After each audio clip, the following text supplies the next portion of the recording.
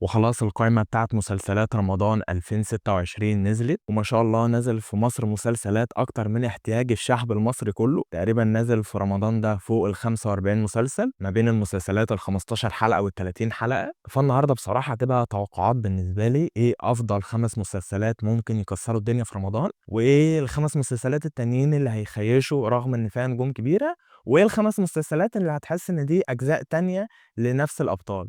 عشان أصلًا ما فيش إعلانات رسمية نزلت للمسلسلات دي، وكلّها تسريبات مشاهد مثلًا للمسلسلات، عشان أغلب المسلسلات لحد دلوقتي هم لسه بادئين في تصويرها من شهر والّا مثلًا من 15 يوم. فعندنا المسلسلات بيبدأوا تصويرها قبل رمضان بشهر والّا بشهر ونُص لحد يوم 27 رمضان و28 رمضان. وأول مسلسل أتوقع إن هو هيبقى مسلسل جامد، وهو مسلسل أولاد الراعي، وده بطولة ماجد المصري وخالد الصاوي وأحمد عيد. وهو وجود أحمد عيد بصراحة مدّيك طمأنينة للمسلسل ده إن هو هيبقى مسلسل جامد أو فيه فكرة.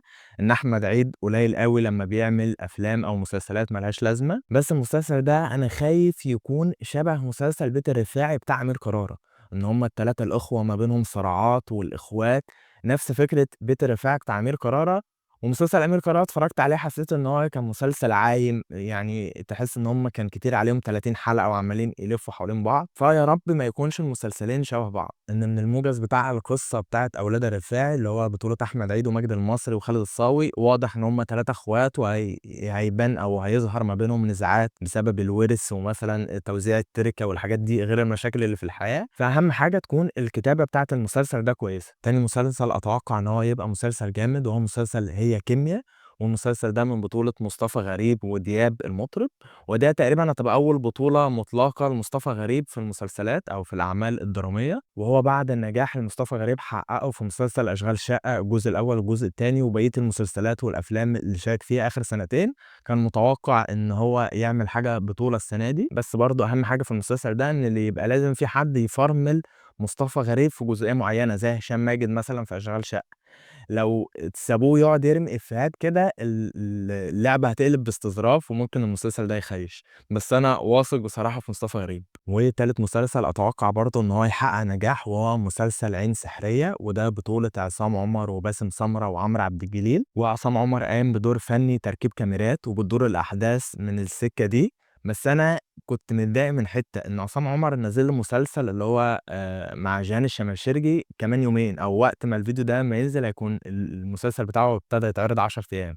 فبتبقى حاجة وِحشة للممثل أو للفنان إن هو يبقى نازل بمسلسل مثلًا قبل رمضان وينزل حاجة في رمضان، فتحس إن الناس زهقت منّه أو هتبقى عايزة تغيير فممكن ما تتفرّجش على المسلسل ده. إن عصام عمر كان المفروض ينزل بمسلسل بطل العالم ده يا قبل رمضان مثلًا بشهرين، يا إمّا بعد رمضان بشهرين، إن هو خصوصًا المسلسل 10 حلقات. لكن هو ينزل في قبل رمضان ب10 أيام والّا بأسبوعين، فدي هتبقى رخمة شوية. بس أنا أتوقع إن المسلسل عصام عمر ده هيبقى كويس، ويغيّر نظرتي عن المسلسلات بتاعته، إن هو المسلسل اللي عمله السنة اللي فاتت كان مسلسل ضعيف. والمسلسل الرابع هو مسلسل النُص الجزء التاني، وده كان بطولة أحمد أمين وعبد الرحمن محمد ودنيا سامي وأسماء أبو اليزيد. والمسلسل ده الجزء الأول بتاعه نزل السنة اللي فاتت، وطالما أحمد أمين قرر يعمل جزء تاني فأكيد الجزء التاني فيه قصة وفيه حوارات. فأنا متفائل بالمسلسل، بس أنا نفسي إن هم ما يخلّوش المفروض اللي شايل الكوميديا عبد الرحمن محمد، إن المسلسل هيخيش منهم، عشان المسلسل مش كلّه كوميدي ومش كلّه درامي، هو عامل mix.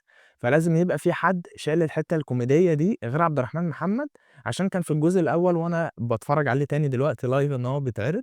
فأنا حاسس إن أنا أحمد أمين هو اللي كان شايلهم في الكوميديا، مش اللي حواليه هم اللي شايلينه. فدي خطر جدًا إن هو زي ما باقول لكم لازم حد تاني يظهر جنب عبد الرحمن محمد على الأقل عشان يقدر يعلّي الكوميديا شوية. والمسلسل الخامس والأخير اللي أتوقع له إن هو يبقى مسلسل حلو، وهو مسلسل ماجد الكدواني وهو اسمه تاني مرّة. وكان اسمه الأولاني أو اسم المسلسل الأولاني كان سنة أولى طلاق، ومن المتوقع بنسبة 99% إن الموضوع بتاع مسلسل تاني مرّة هي قريبة من فيلم وفيها إيه يعني بتاع ماجد الكدواني ومسلسل موضوع عائلي. إن هو ماجد الكدواني اتحصر في الحتّة العائلية دي، وهو أحسن واحد يعني بيجسّد الفئة العمرية اللي في السن ده. دايمًا هتلاقي يا إمّا حد متصابي، يا إمّا حد عايز يصغّر سِنّه زيادة أو إن هو يأفور شوية. لكن ماجد الكدواني لذيذ في الحتّة دي. بس أنا نِفْسي إن هم ما يقعدوش يستهلكوه كتير، إن هو يبقى مش الناس بقى كل لمّا ماجد الكدواني ينزّل حاجة أقول لك هي نفس الحدوتة وهي نفس الحكاية وبتاع، بس الميزة بتاعة ماجد الكدواني أو الأعمال بتاعة ماجد الكدواني هي مسلسلات اجتماعية، فأنت كده لو هي فيها حواديت وقصص مختلفة مش هتزهق منها، زائد إن ماجد الكدواني أغلب الناس بتحبه، فالناس معاه لحد لمّا ييجي في حتة كده يقول لك لأ خلاص كفاية الدور ده، لازم ماجد الكدواني يعمل حاجة مختلفة، زي موضوع عائلي لمّا اتعمل 3 أجزاء، من الجزء يعني من نُص الجزء التاني والجزء التالت الناس حست إن هي لأ كتير أوي أو خلاص هنبتدي نحلب في قصة، ممكن نعمل حاجة مختلفة. ونيجي بقى للمسلسلات إن أنا متوقع إنها تخيش، ودي توقعات يعني مش لازم نهائي يكون الكلام ده صح، يعني أنا السنة اللي فاتت قبل رمضان قُلت مسلسل 80 باكو ده هيبقى مسلسل زي القرف وطلع مسلسل حلو، بس ده المسلسل الوحيد اللي خيش مني، بقية المسلسلات كانت زي ما توقعت. فبرضه معانا قايمة 5 مسلسلات دي بالنسبة لي حاسس إنها تخيّش، ونيجي لأول مسلسل أتوقع إن هو يخيّش، وهو للأسف مسلسل فخر الدلتا بطولة أحمد رمزي، وهيبقى من إخراج هادي بسيوني اللي هو صاحب قناة المراجعة النهائية، فدي أول إخراج ليه، وأحمد رمزي أول عمل بطولة ليه، هو شارك في فيلم مع أحمد الفيشاوي بس طلع في مشهدين، دي أول يعتبر بطولة ليه، فأنا مقلّق وكمان مش عارف المسلسل ده هيبقى 15 والّا 30 حلقة استنى أتأكد، مسلسل فخر الدلتا الأخبار اللي طالعة عليه إن هو 30 حلقة. بس أنا مقلّق أو خايف إن المسلسل يتحوّل من إن هو مسلسل عادي إن هو يبقى سكيتشات، أنا باحب أحمد رمزي جدًا ومن أكتر الناس اللي بتضحّكني، بيضحّكوني أكتر من ممثلين كتيرة، بس أنا لمّا دايمًا اللي بيتحوّل من إن هو بيقول سكيتشات إن هو يعمل دور طويل، باحس إن لأ، ممكن الدنيا ما تضبطش وخصوصًا إن هو خبطة مرّة واحدة في بطولة، فهتبقى صادمة للناس اللي هي ما تعرفهوش أو مش عارفاه على السوشيال ميديا هتبقى مستتقلاه أو مستبوخاه، والمسلسل ده من أكتر المسلسلات اللي نزلت تسريبات أو كواليس للمسلسل ده كتير. يعني أنا تقريبًا شُفت كواليس لمشاهد فوق ال25 مشهد والّا ال20 مشهد في المسلسل ده، فأنا حاسس إن الأجواء هيطلع منها ضحك استظراف، بس أتمنى يعني أنا حاسس إن هو هيخيّش، بس أتمنى إن المسلسل ده ينجح، إن أنا نِفْسي حد يبقى بيطلع بكوميديا مختلفة وتنجح فعلًا زي ما هو نجح على السوشيال ميديا، ينجح في التلفزيون. تاني مسلسل هو المداح الجزء السادس، وأنا حاسس إن حمادة هلال والمخرج والمنتج هم مستخسرين يسيبوا النجاح بتاع مسلسل مداح، يعني هو أنا فاكر من الجزء التالت والّا الرابع قال لك لأ، هي كفاية كده مداح، بعد كده في الجزء الخامس قال لك لا والله أصل إحنا جات لنا أفكار وطالما عندنا حاجة نقدمها وكده، وتقريبًا طلعوه مات في جزء وبعد كده عيّشوه في جزء تاني عشان أنا مش متابع لمسلسل مداح بصراحة، يعني أنا تقريبًا شُفت أول جزء بس، وبعد كده باشوف حلقات مش متابعه أوي، بس أنا حاسس إن هُم مستخسرين جامد إنه يسيبوا المسلسل ده ويعملوا حاجة جديدة. ونفس القناة MBC مصر كانت برضه ماسكة لو حد فاكر في مسلسل ساحرة الجنوب بتاع حورية فرغلي، إن هو اتعمل أول جزء وكسر الدنيا، قال لك لأ أقسم بالله أنا نحلب المسلسل ده ونعمل جزء تاني.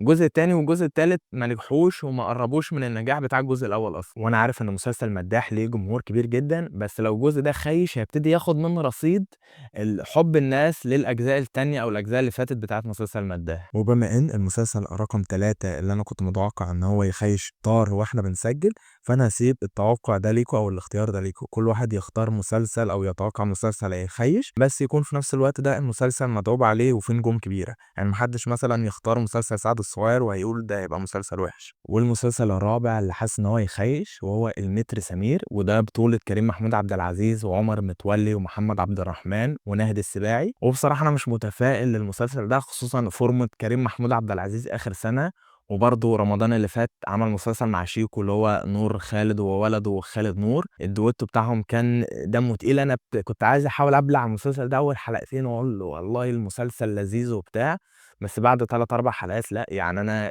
كنت متأمل فيه خير وقُلت 80 باكو ده هو المسلسل وِحِش، تابعت 80 باكو فكَسْت للمسلسل بتاع شيكو، فالمسلسل ده أنا حاسس إن هو برضه هيخيّش لكريم محمود عبد العزيز، ودايمًا هتلاقي المسلسل ده في الأغلب هيتعرض على MBC مصر، هو يا هي كيميا واحد فيهم بس اللي هينجح، يعني لو هي كيميا بتاع مصطفى غريب نجح، المسلسل ده هيبقى وِحِش، لو المسلسل ده هو اللي نجح، مسلسل هي كيميا بتاع مصطفى غريب هو اللي هيخيّش، هتسألوني ليه ما أعرفش، بس هو دايمًا مسلسلات MBC مصر كده. هتلاقي مسلسل بس واحد هو الجودة بتاعته حلوة، وبقية المسلسلات ممكن تكون جايبة مشاهدات زي مسلسلات محمد سامي ومي عمر والحاجات دي، لكن الجودة بتاعتها بتبقى وحشة. والمسلسل الأخير اللي أنا حاسس إن هو هيخيش ونفسي يعني نفسي ما يحصلش بصراحة، وإن أنا باحب يوسف الشريف وهو مسلسل فن الحرب، برضه مسلسل فن الحرب من المسلسلات اللي اتسرب لها مشاهد كتير اتصورت من الكواليس وناس من الجمهور والحاجات دي، يعني أنا برضه شُفت فوق ال10 مشاهد والّا حاجة في الrange ده. مش عارف ليه حاسس إن المسلسل ده لمّا شُفت المشاهد اللي هي متسربة وبتاع، الكيميا بتاعة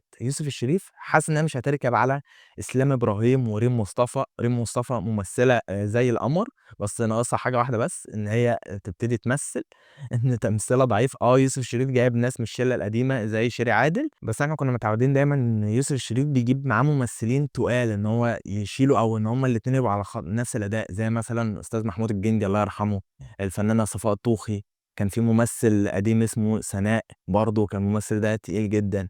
فأنا حاسس إن الممثلين اللي معاه السنة دي اللي هو إسلام إبراهيم ودنيا سامي وفي شلة كده، حاسس إن الكيميا بتاعتها مش هتركب على يوسف الشريف. إن يوسف الشريف لمّا جرّب يجيب ناس مختلفة عنه شوية، زي مثلًا الفيلم اللي نزّله فيلم بني آدم، كان هو وهنا الزاهد. كان معاه محمود الجندي، بس كان هو وهنا الزاهد ودينا الشربيني. بقية الممثلين تحس إن في gap كبير ما بينهم. بس اللي مخلّيني متفائل شوية إن طالما يوسف الشريف رجع بمسلسل هو مريّح بقى له 5 سنين، إن هو أكيد المسلسل قصته جامدة، وهو خصوصًا كمان آخر مسلسلين خيّشوا منه.